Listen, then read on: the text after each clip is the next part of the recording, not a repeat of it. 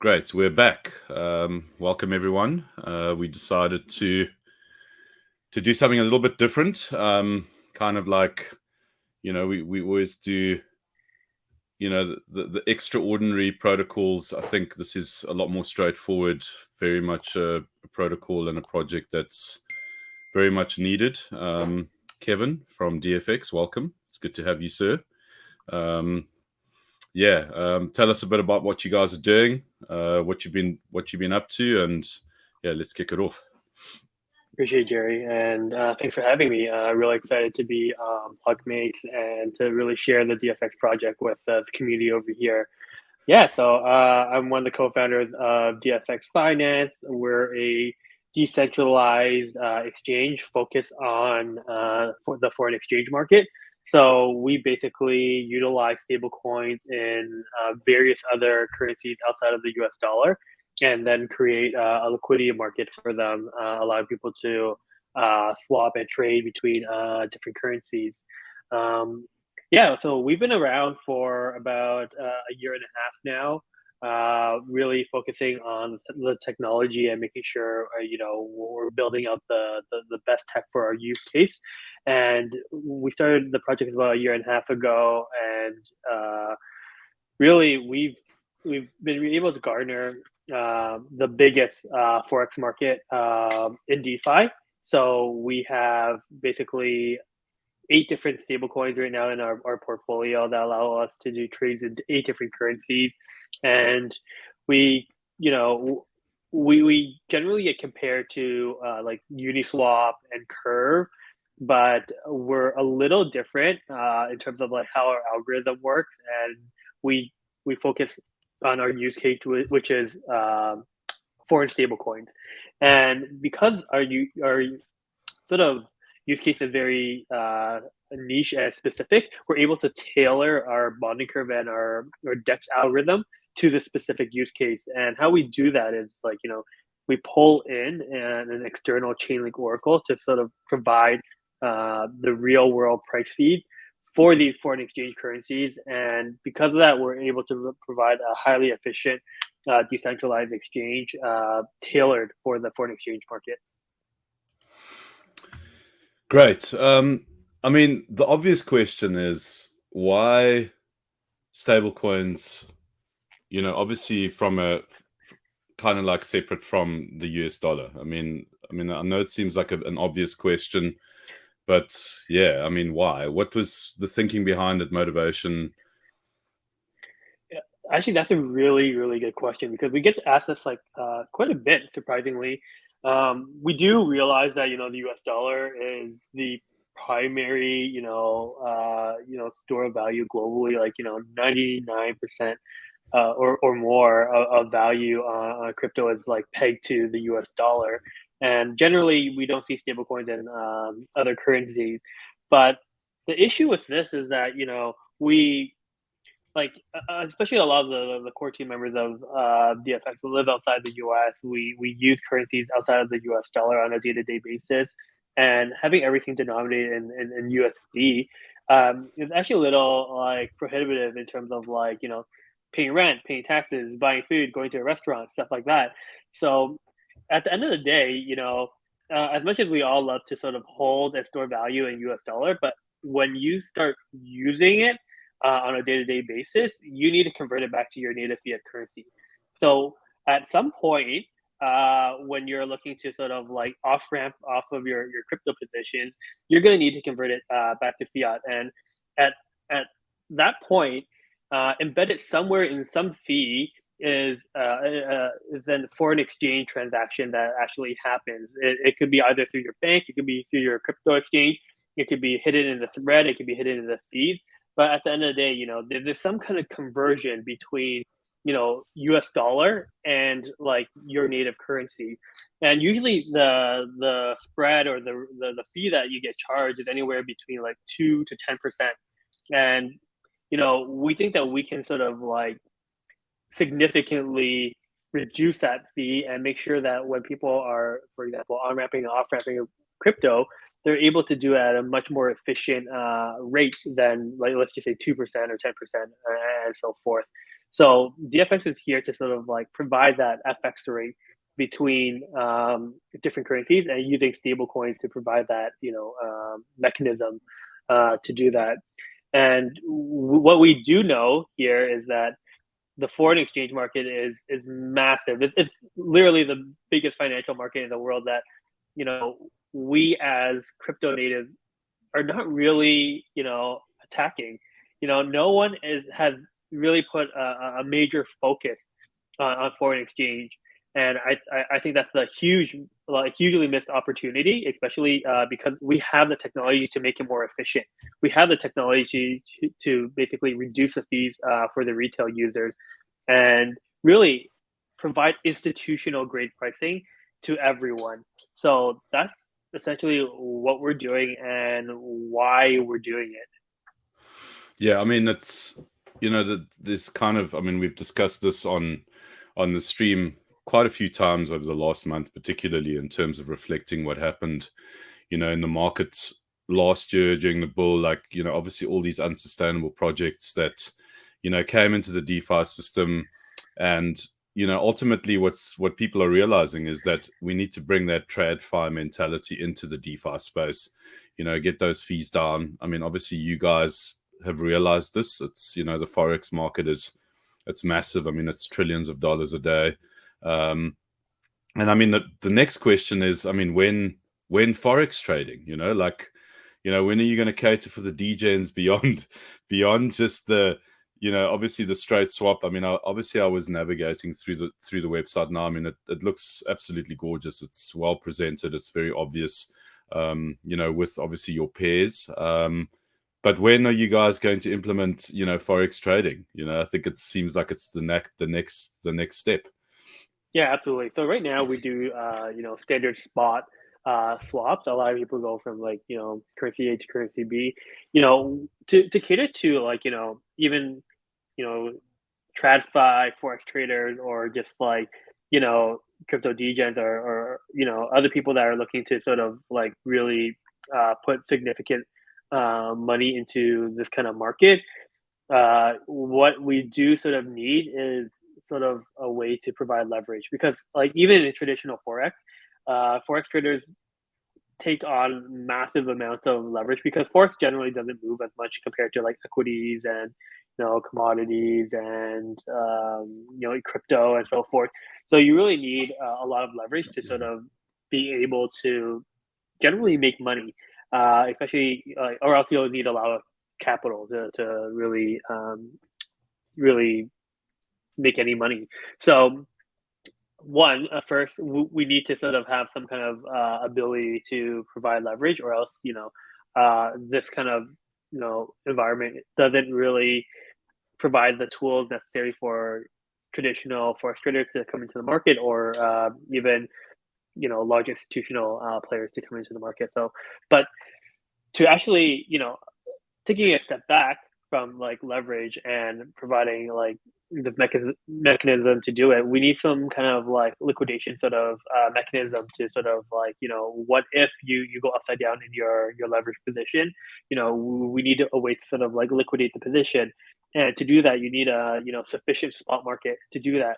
And what we're building right now is that liquidity for that spot market, to make sure in any future state that there is leverage, and there is a way to do leverage Forex trading on blockchain, there is a sufficient spot market so that liquidations can take place and do it properly.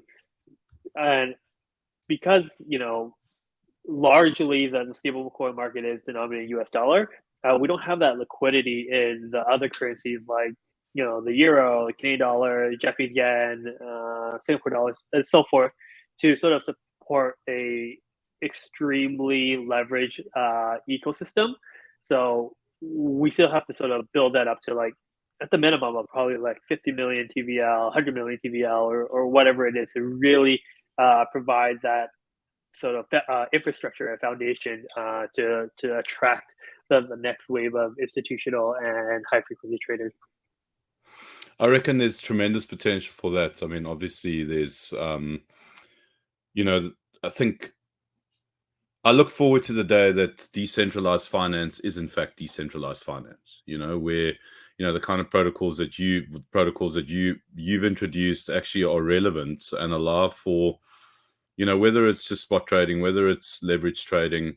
It's starting to happen now. We're starting to see it, and for me, that's very encouraging because, listen, there's always going to be the gambling aspect to what happens on the DeFi landscape. But we do need those foundational protocols, that will be the cornerstone, to kind of drive this whole movement. And I think what you guys are doing is obviously in line with that.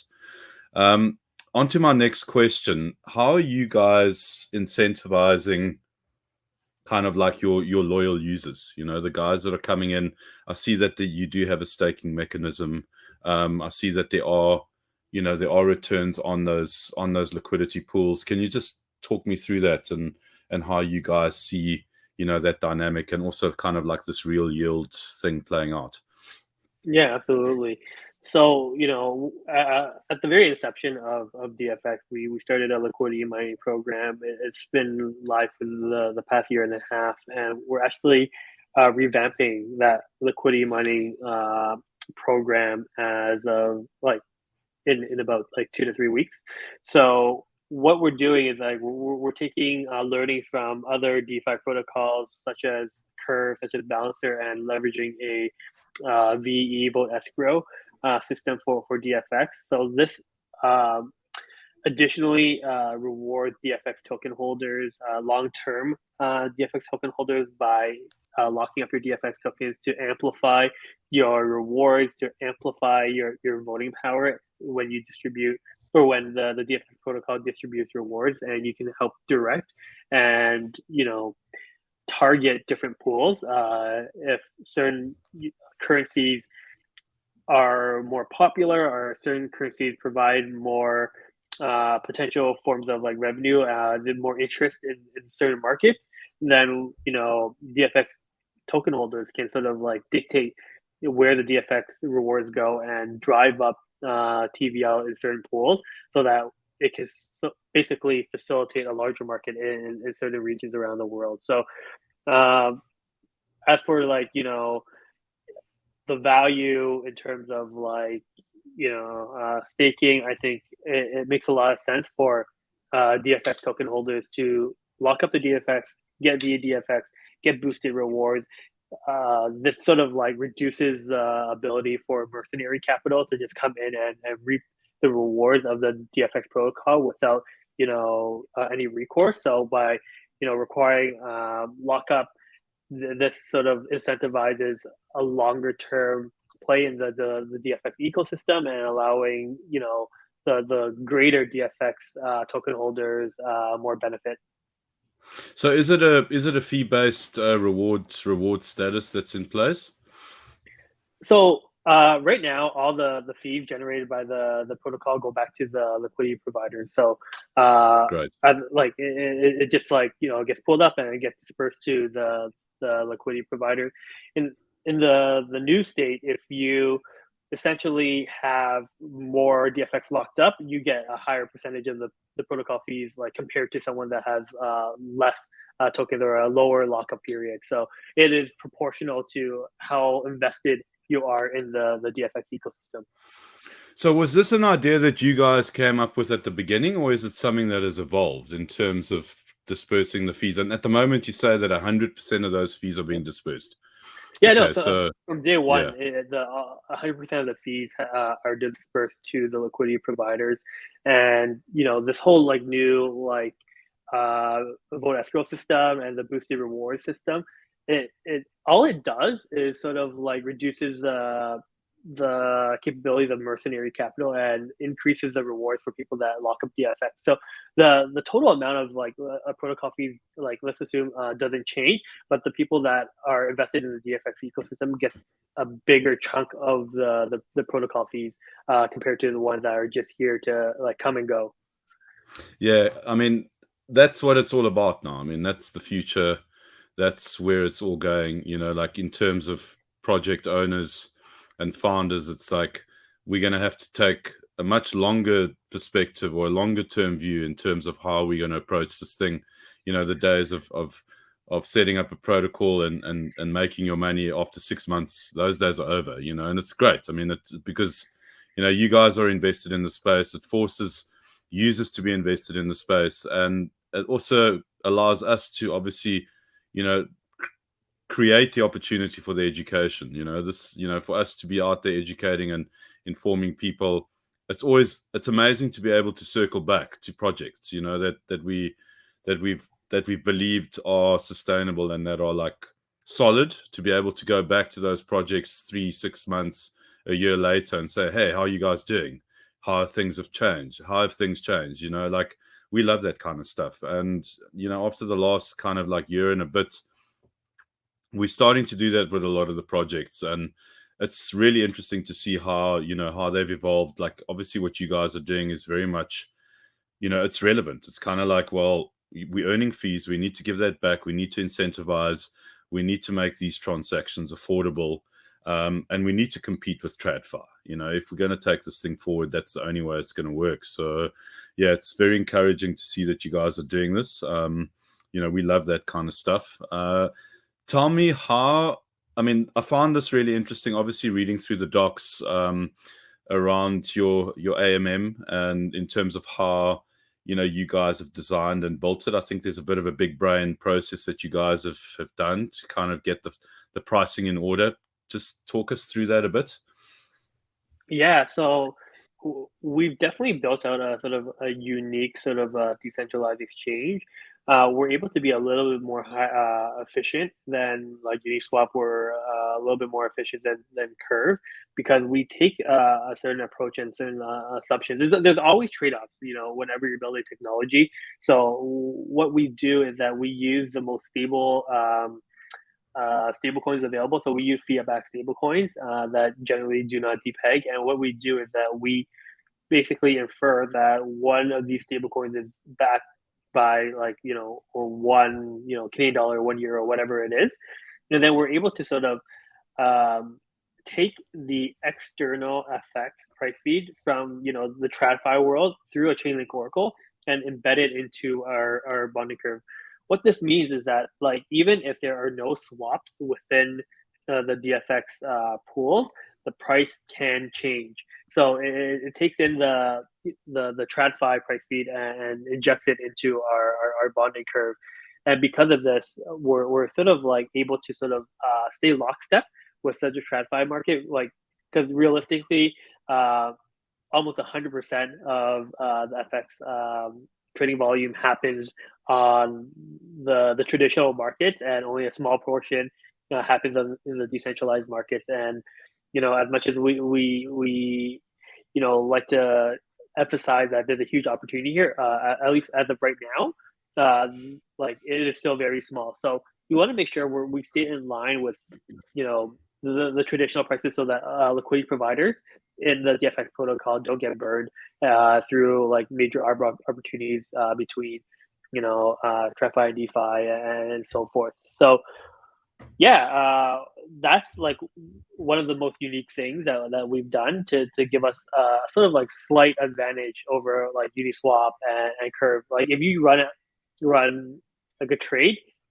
through a DEX aggregator like 1inch, Matchup, Paraswap, and so forth, like, you're more than 50% of the time with these tokens that we offer, you're gonna end up like routing your trade through DFX, because we just provide that more efficient pricing.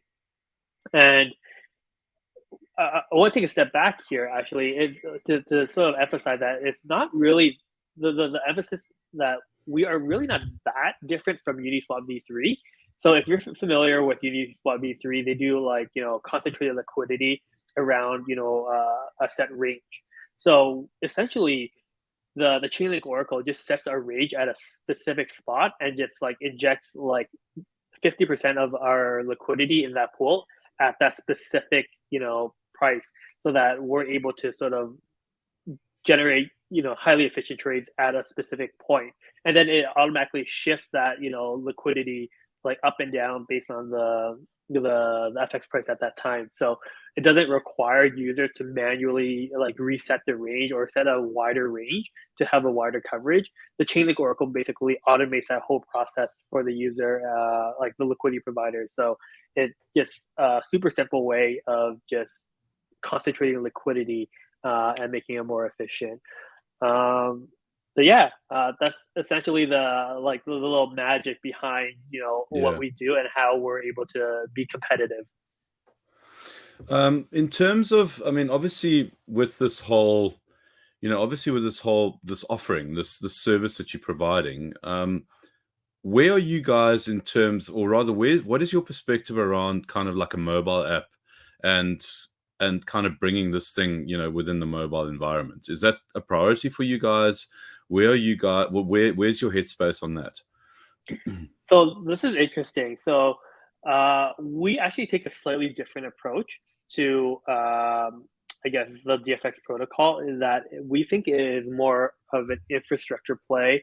We are building out the protocol. We want to integrate with various partners to provide this this unique pricing algorithm into their application. So we generally like, I'm not saying we discourage people from coming onto the DFX site, because like obviously we want people to come onto our website and use DFX, but we think that the majority of the people will eventually come and use DFX through other means and through other integrations that may have a mobile app, that may have a website, that maybe an exchange, like whatever it is. It could be like a traditional fintech app like that you already have on your phone, but they're using DFX in the background to give you a better price, to give them a better price, whatever it is.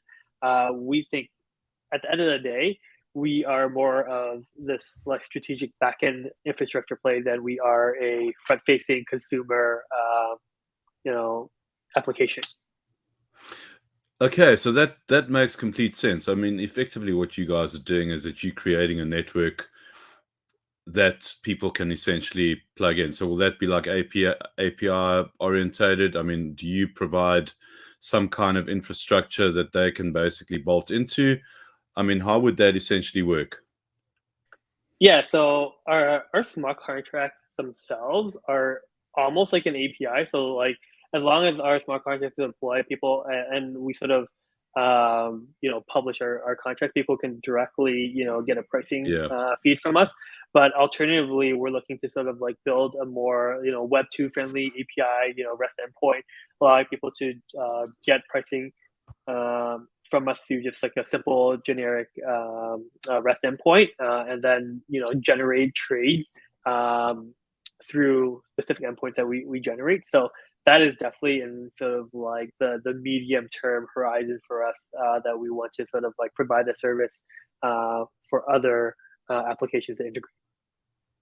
Have you guys been in discussions with anyone up until this point? Is it something that, are there prospects? Should we bring you prospects? I mean, obviously we're speaking to a ton of people in the market. I mean, this sounds like an amazing opportunity. I mean, it seems like a no-brainer, like someone who's offering a suite of products. It could be really useful. Yeah, absolutely. So we have been talking with like partners to do this. Like in the crypto space, we do have partners already that are integrated in the DFX ecosystem. Like the DEX aggregators, for one, are already integrated, and that's sort of like the quote unquote low hanging fruit. We have applications like one of our partners called Telcoin. They do remittance around the world. They actually use DFX on the back end to basically provide the exchange rates. And yeah, that's been a good partnership for like about a year now. So Great.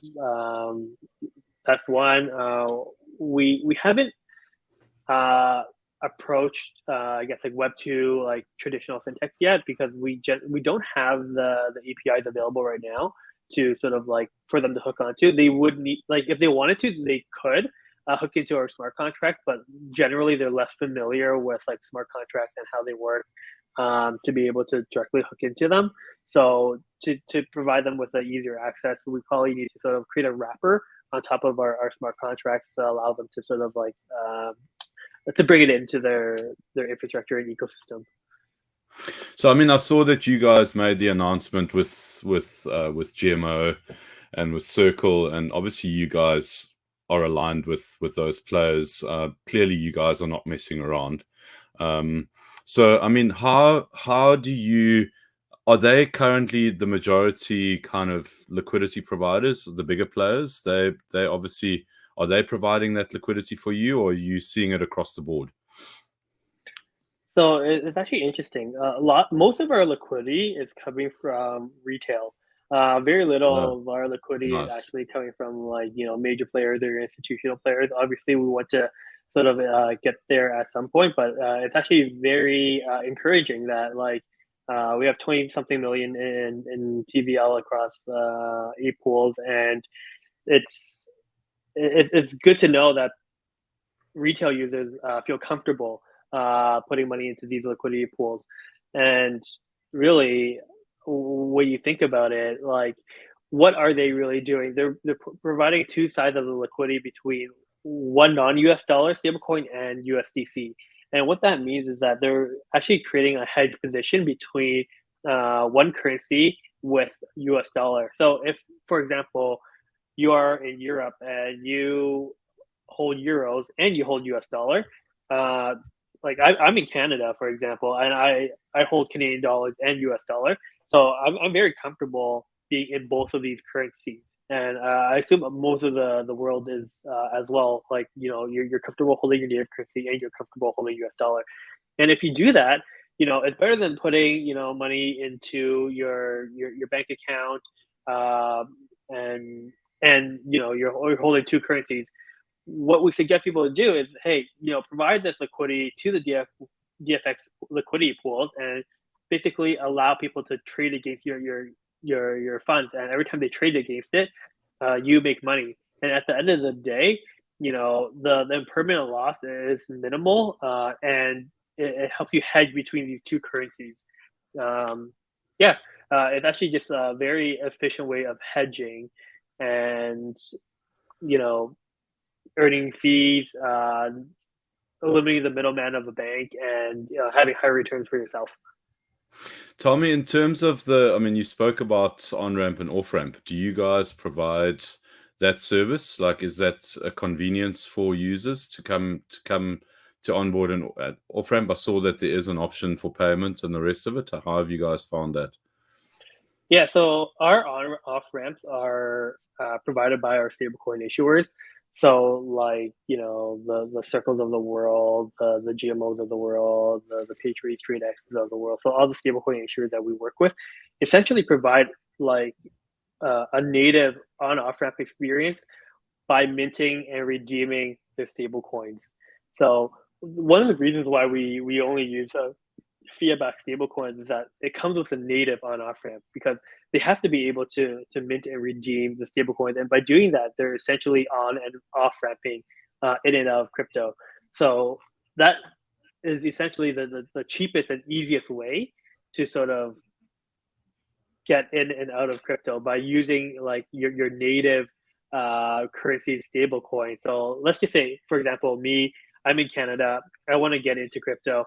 What I do is I take Canadian dollars, I convert it to CADC, which is a Canadian dollar stablecoin that we support.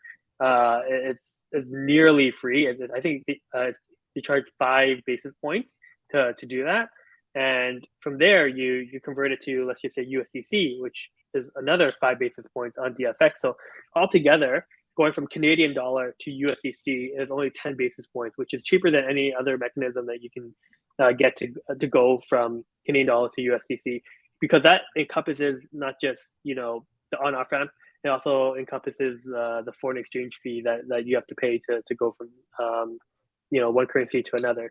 And then once I have, let's just say, USDC, I can basically get any other crypto asset I want, because everything is tied to stable coins.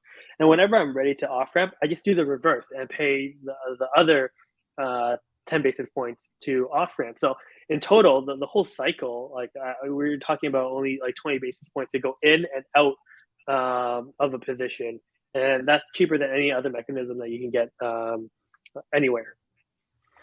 Yeah, I mean, one of the blockmates, well, the founder of Blockmates, Grant, he's always spoken about, you know, the relevance and the importance of stablecoins, and you know, his theory is that, you know, stablecoins will be the number one market cap entity within the space. And you know, it seems that that is what's happening. You know, and the factor of liquidity and how important it is, and how it does lubricate the machinery is, it's, I mean, it's critical. I mean, you guys are obviously onto the right thing here. You know, you're obviously approaching it. I love the way that you are wanting to, well, you're encouraging people and other protocols to come in and build on top of what it is that you guys are doing. You know, I think the whole mentality of keeping it all to yourself, I think that's also running dry. You know, it seems like a lot of projects are realizing, if we're going to be around for the long term, we need to obviously practice a coexistence and a sustainable environment. Obviously, we're going to make money out of it, and clearly that's what you guys are doing. I mean, it's really cool to see. In terms of the long term kind of like vision that you guys have got planned for DFX, I mean, obviously forex trade and obviously stablecoin swaps, you know, that's a no brainer. But you also have to constantly be kind of like reinventing yourselves in a small way. And I think that there might be a little bit of alpha in this question, I'm hoping, from the response that you give. So, I mean, you guys have got something new in the works. There's something that's coming out in the next few weeks or so. Are you in a position to share that with us? Yeah, absolutely. So we are sort of like, we have such a unique technology. As I mentioned earlier, we use an Oracle-based decentralized exchange algorithm. And, it doesn't only work for, foreign exchange trading. It ends up being a really good method to facilitate Forex trading. But, it could be reworked for other types of trading as well. So we're looking to sort of open up that ecosystem, like that is outside of Forex, into other asset classes. So, well, we will be launching DFX V2 in the coming weeks, and as part of DFX V2, we will have permissionless pool generation, which allows people to pair any two assets that have a Oracle price attached to them. So we use Chainlink oracles, but it's not subjected to only Chainlink oracles. You can inject other oracle providers, your own oracle, for example, to these curves, such that you can do a USDC and gold pair to essentially trade gold. You could do USDT to silver, or DAI to oil, for example. So, like, we're opening other asset classes to be able to use our unique decentralized exchange to provide like higher efficiency trades and really more real-time pricing that generally comes from outside of the crypto ecosystem, where the market is significantly bigger and the price over there matters a lot more than what's inside the sort of DeFi ecosystem. So in the coming weeks, you're going to sort of see more and more of that sort of like coming up. And what we sort of consider that is our experimental or innovation zone. So people can sort of like play around with different combinations of assets and what they can sort of do with these different asset pairs. So is it going to be like an application process? Are you going to like apply?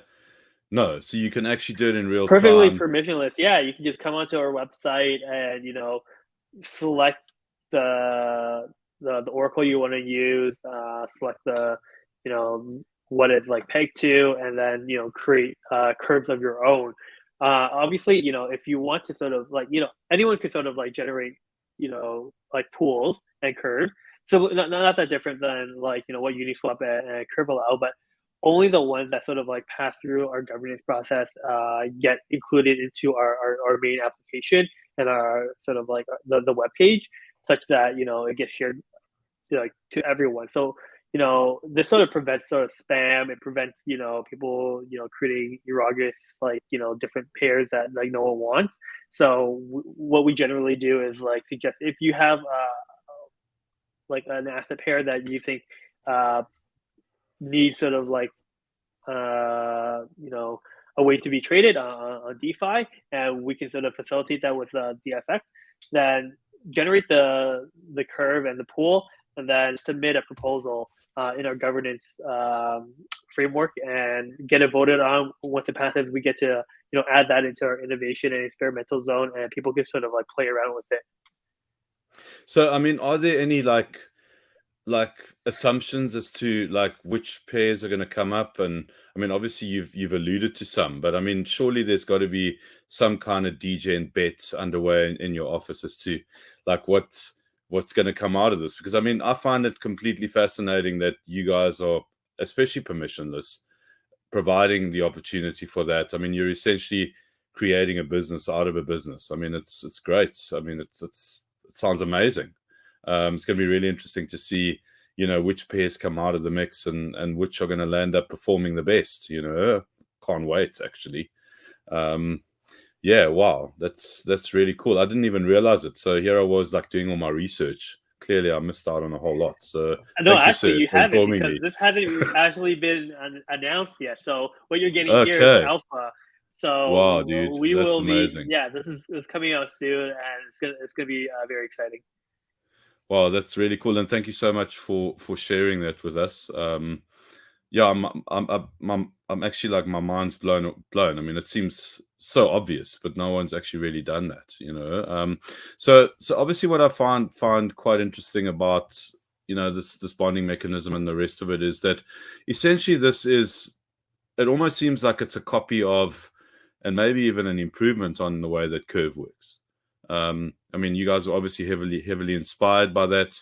I mean, is there any kind of like insight that you can provide in that process and how you guys came about, like essentially reinventing the wheel maybe into a better wheel? Seems like maybe. Yeah. So like honestly, when we first started, like Curve worked really well for like assets. So like trading between USDT to USDC to DAI to BUSD, they're all pegged to the same thing. So Curve does a really good job, with like assets. One thing they generally don't do as well is with like two assets that are not directly correlated with each other. So because of that, like we weren't comfortable, like just using Curve. But when you look deep down into the history of DFX, we actually use the mathematical equation that Curve uses. So there's another protocol called Shell Protocol that is sort of like a Solidity version of Curve. So Curve is written in Viper. We did not use that. We actually use like the Solidity version, which is Shell Protocol, as a base layer of DFX. And then from there, we highly adjusted it and configured things and injected the Chainlink Oracle to sort of meet the use case for Forex trading, to really just make it more efficient for a single application. So like we didn't want to create more of like a generalized application in the beginning. We wanted to create something that's like really focused, that worked really well for Forex trading. And we ended up doing that with this like Chainlink injected sort of mechanism. But as we sort of like built out the Forex ecosystem for the past like year and a half, we're seeing that there are opportunities that we can actually use this technology for things that are a little bit more outside of the Forex ecosystem. And so we've sort of like dabbled on to sort of like making our technology permissionless and allowing people to play around and experiment with it.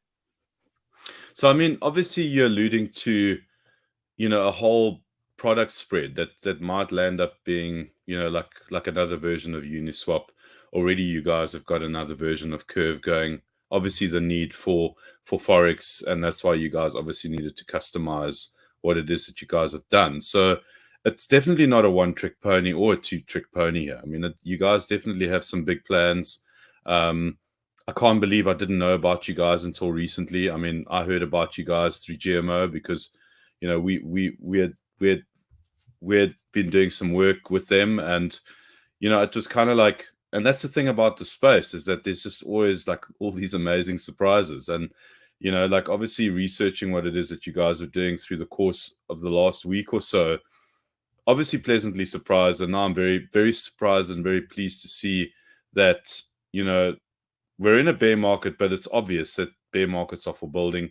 Yes, I know people are getting tired of me saying that, but it's just incredible to see. Like, this is like, as far as I'm concerned, this is like really good innovation. This is like exactly what we need in this space. And I also love the fact that you guys are not just like placing your bets on one aspect of the market. You like saying, well, we've got the opportunity to create a whole lot of pairs. There's a whole lot of fees there. There'll probably be a whole lot more liquidity pools from that. And then, who knows what happens from that point onwards. I see something really incredible, especially for the next bull market. And it'll be great to see how, we can circle back to you guys, in a month, 2-3 months time, 6 months time, whatever it is, and just see how, where you guys are at right now, and then where you guys are going to be then, so yeah, good luck.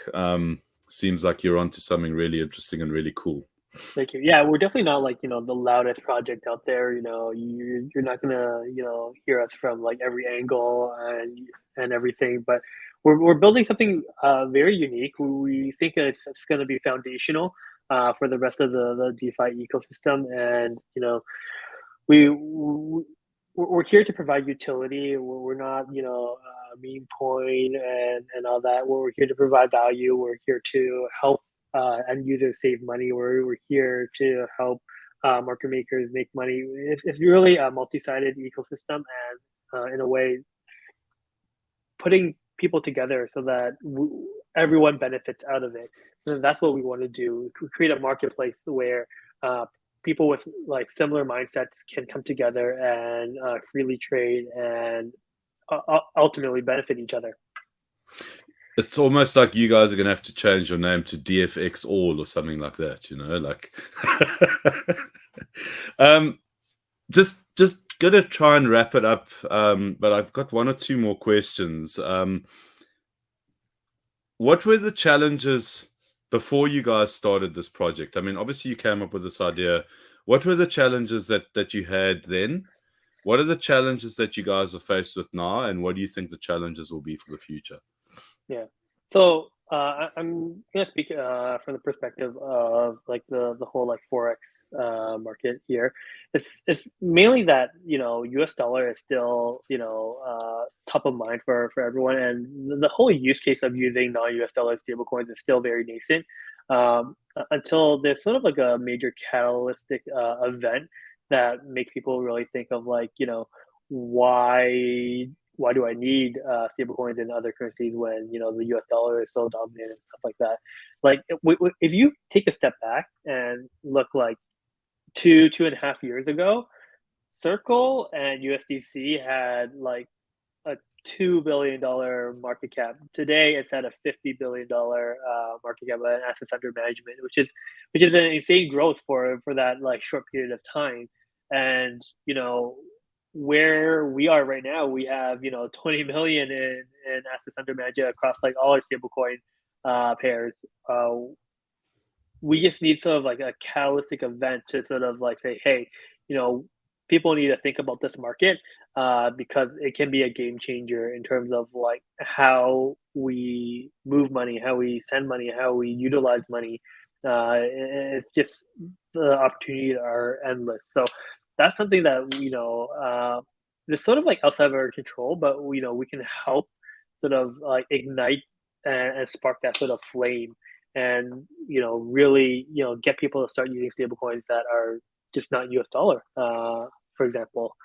And then secondly, as you can probably see behind me, there's only a handful of stablecoins that we support on our protocol. That's because we've sort of made the decision to use fiat-backed stablecoins because they are more strong to their peg in terms of like staying true one-to-one, and secondly, they have native on-off ramp capability, allowing people to get physical dollars or pesos or whatever it is from the stablecoin and vice versa. So there are a couple of other synthetic stablecoin projects that allow you to, create a, Russian ruble, or, other currencies that, that are probably more, strictly enforced.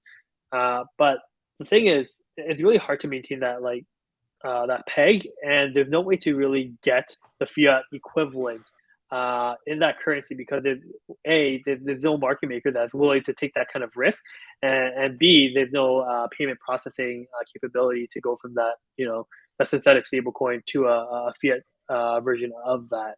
So we took a more generally considered like conservative step, but we think it provides more utility to the greater market.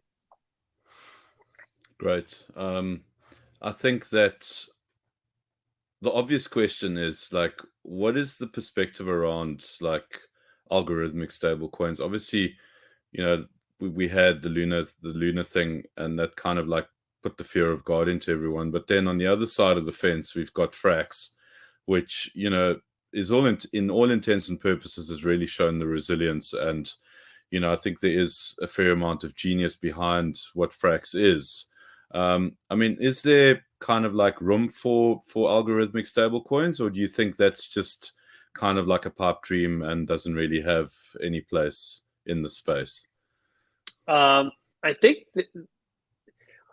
there's a couple of different ways to sort of think about it. Obviously, there's like crypto-backed stablecoins that are crypto collateralized, and those are generally a little bit safer, as long as you have proper like liquidation mechanisms and proper like usually Oracle prices that provide like the pricing in terms of what that liquidation price is.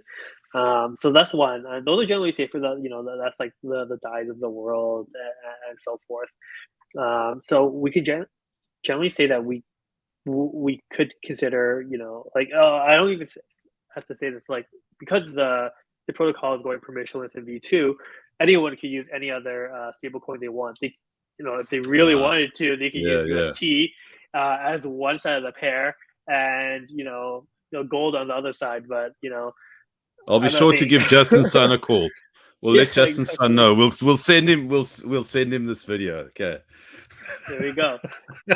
So yeah, we're not gatekeeping. Like, hey, you have to use USDC. It's just we thought that was the safer bet initially when building up the network, and it continues to be the bedrock of what we're building the ecosystem on. But through the innovation experimental zone, anyone can use any other stablecoin to sort of be that base pair that they want. So yeah, going back to your question in terms of like algorithmic, if there's generally nothing backed by it, unless there's a very unique and strong mechanism to sort of like maintain the peg, it will probably, at some point collapse. We saw that with UST, although that one was a little unique in terms of like, hey, there was a somewhat of a predatory attack on UST. Yeah. Who knows if that didn't happen, where would we be today in terms of, like stablecoins and stuff. But it shows that there is some kind of weakness though, in terms of these algorithmic stablecoins, that they can, there's at least a possibility of like malfunction and failure. So that is definitely of concern for anything that's not backed by something else. Well, I think that on that discussion and that debate, there's obviously the regulatory aspect, which I think is without a doubt going to happen, and it's going to happen, I think, a lot quicker than people think it will. And I think an algorithmic stablecoin is a lot more difficult, I would imagine, to kind of get from a regulatory perspective. I mean, this, you've got your market makers and you've got your stablecoin providers at the moment, and exactly the lengths that they've got to go to in order to be obviously regulated accordingly, and obviously how they are regulated. It's probably the single most important thing, knowing that the stable coin that I have in euro or US dollar or Canadian dollar is actually backed by something, sure, maybe it's a fiat currency and you might not believe that fiat currencies, have their place, but it doesn't really matter what you think. The system abides by certain rules and you have to obey them. And, I think the algos are going to just really struggle to get that, regulatory approval. And that's going to be their challenge ultimately, irrespective of how good they are, how well they are scientifically, put together. Definitely going to be the biggest challenge. Yeah, and like with the whole like UST thing, like every regulator in the world will take a pause in terms of like any algorithmic stablecoin. Yeah, and it's just not a good time to launch an algorithmic stablecoin right now. I mean, it's going to be really interesting to see how this, how it all evolves, especially in the DeFi space, with you guys obviously being, one of the first to market around, looking at stable coins away from, the US dollar, and just seeing how that's going to evolve. Like you said at the beginning of this interview, it's like, it's an untapped potential. We just don't really know how extensive it can be and how it can become. So that's another thing to look forward to and to see, grow. I mean, there really is, a room for the saying that we're early, especially with this. We really are early, and it's going to be really interesting to see how it plays out. Yeah, eyes are fixed on it, definitely. Yeah, like I don't think anyone sort of like for all the crypto OGs out there, like you remember the days when most of the trading pairs were based off of like BTC and like or maybe even ETH, but generally mostly like BTC and like Satoshis and stuff like that, Yeah, where not like today where everything's based off of like USDT or USDC that you see. So, like, how the market can shift in such a short amount of time, how perspectives can change in such a short amount of time. In the early days of DAI, like single collateral of DAI, people were saying that it's the holy grail of stable coins, and yeah, little did we know that USDC and USDT will sort of like trumpet like 100-fold over the next like 2-3 years. Like some things yeah, you just don't realize, but here we are.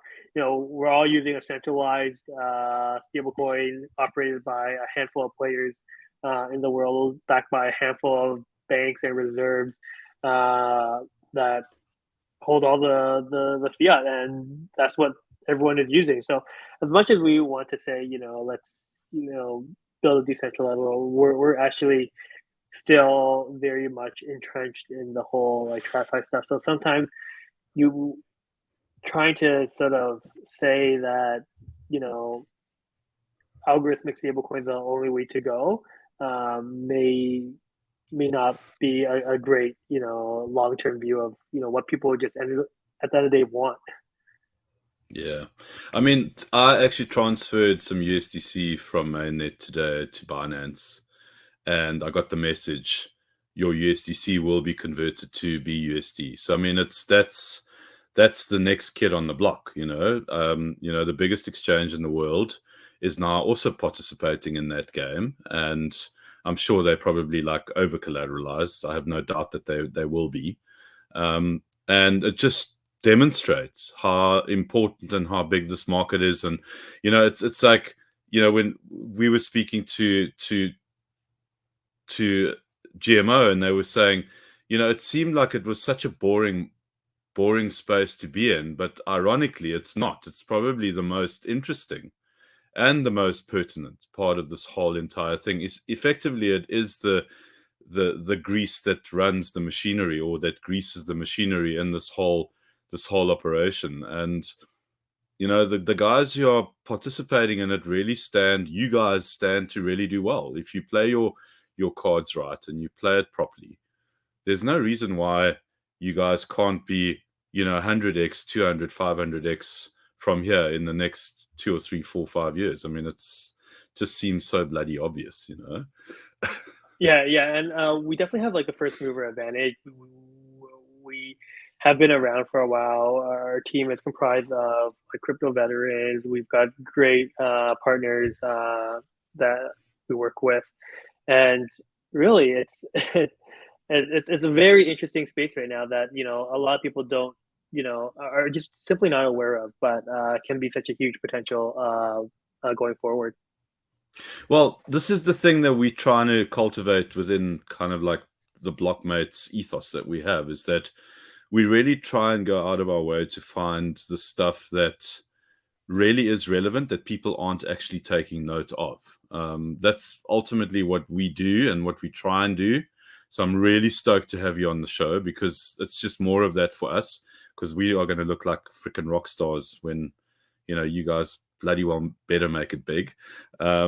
But yeah, I mean, it's so obvious, but people don't realize how important this aspect is. And I mean, there's a whole lot of other things as well, where, there's projects out there at the moment that really do take care of their users and their loyal customers, and people aren't realizing that value. They still think that it's going to be about that shitcoin that's going to 1000x if I gamble 0.1 ETH in it, and that's all fine and well, but that's not where I believe the true money is going to get made in the space. I believe it's backing the future Googles, the future Apples, the future protocols that are really going to change things and that are really going to bring value to their customers and to their users. That's where I think it's going. I hope I'm right. It seems like it is. Let's see. Let's keep our eye on it, and yeah, we'll circle back. Kevin, thanks a lot for coming on the show. Yeah, it's been really good to speak to you, and I hope you guys knock the ball out the park. Sounds like you're onto a really good thing here. Yeah, I appreciate you having me here and talking to your audience. We're really excited of what's to come, and really keep an eye on us. Check out our socials, join us on Telegram and Discord, and just get involved with the community if you guys want to learn more about DFX. Yeah, so what we'll do is at the bottom of the video, when we put it online, we'll put all your socials, we'll link them below. Yeah, everyone, please like and subscribe. We don't really kind of do the song and a dance around it. We kind of ask you guys really nicely, please like and subscribe. We do appreciate it when you do. Yeah. And yeah, go check out the DFX guys. Yeah, I think, Kevin obviously has convinced me. It seems like they're onto a really good thing. Yeah, and pleasant surprise to be introduced to you, like quite recently. And yeah, it's always nice to get surprises like this. So yeah, Kevin, all the best, and thanks for coming on, man. Thanks, Jerry. Everyone.